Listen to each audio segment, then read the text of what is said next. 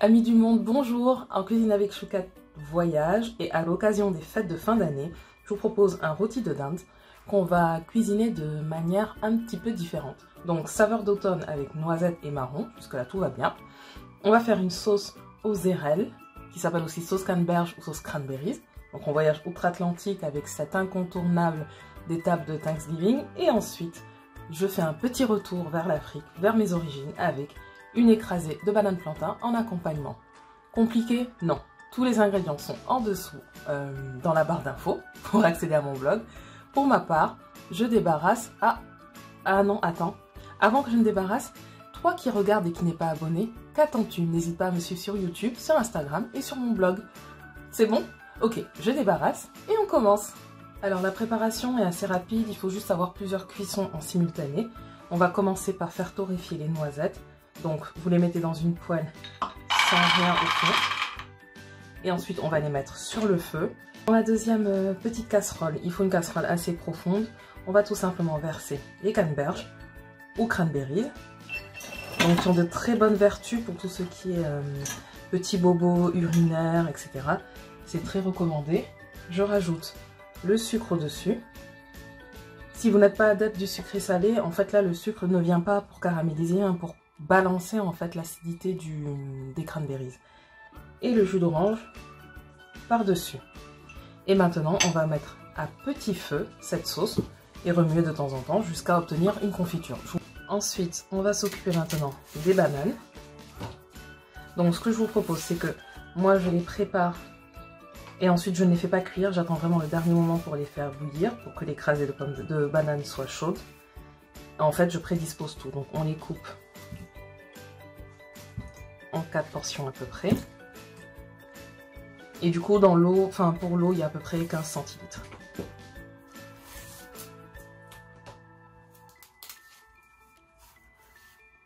Je les ai prises mûres mais pas trop, encore un peu fermes. Je profite juste pour les sortir du feu 2 secondes. Vous voyez que les canneberges ont absorbé une bonne partie du jus d'orange. Je remets sur le feu et on est vraiment à petit feu pour que ça puisse confire. Et pendant ce temps, je vais éplucher et couper mon oignon. Voilà. Auquel je vais ajouter la moitié de la botte de coriandre parce que j'aime beaucoup la coriandre. Vous faites à discrétion.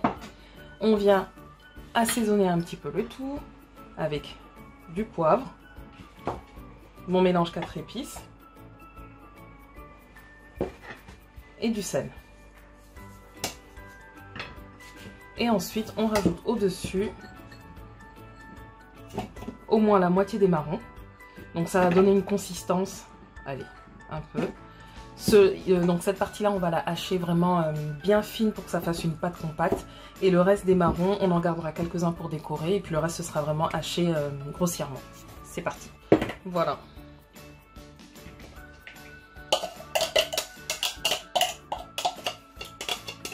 On obtient, donc, vous voyez, elles sont bien caramélisées et la peau s'enlève facilement. Et une fois que j'ai enlevé la peau, donc cette action de les cogner entre elles, ça permet d'enlever la peau sans pour autant se brûler. Vous pouvez les enlever petit à petit et les mettre dans le mixeur. Vous pouviez sentir l'odeur qui s'en dégage, franchement, c'est trop génial. Et maintenant, on mélange le tout.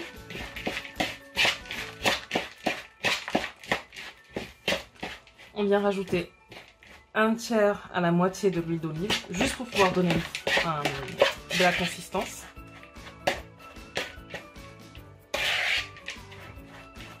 Comme un crumble en fait. Et on vient maintenant couper le rôti de dinde en fines lamelles, une seule lamelle.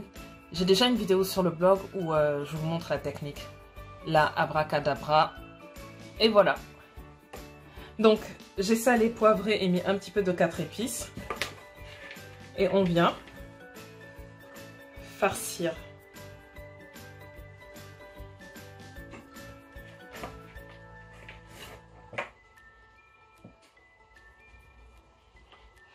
rouler en même temps.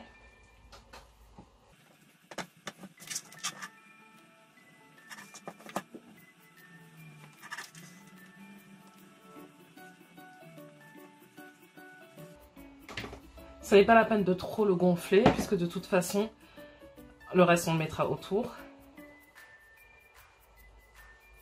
Et ensuite, j'essaie de reconstituer la forme du rôti pour pouvoir mettre la barde de gras autour. Bon, là, je n'y arrive pas. On va la reconstituer différemment.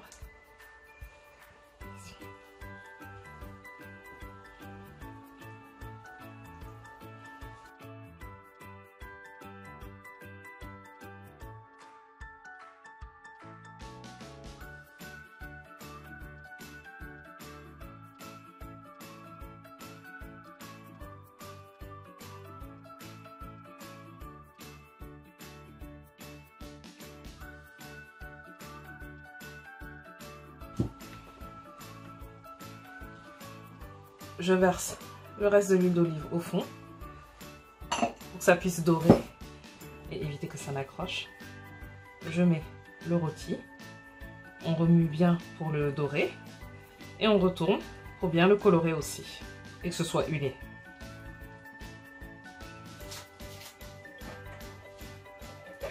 Et ensuite, on met le fond de farce. Vous le mettez au-dessus, comme ça, ça va parfumer.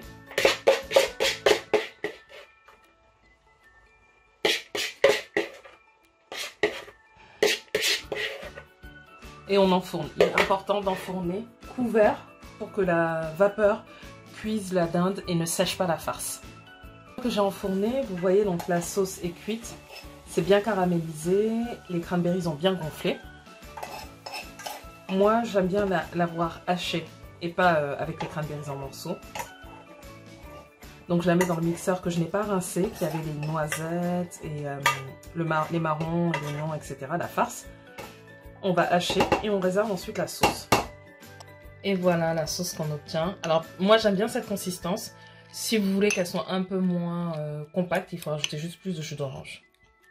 Et on met de côté. Et ensuite, un quart d'heure avant la fin de cuisson de la dinde, je fais bouillir mes bananes.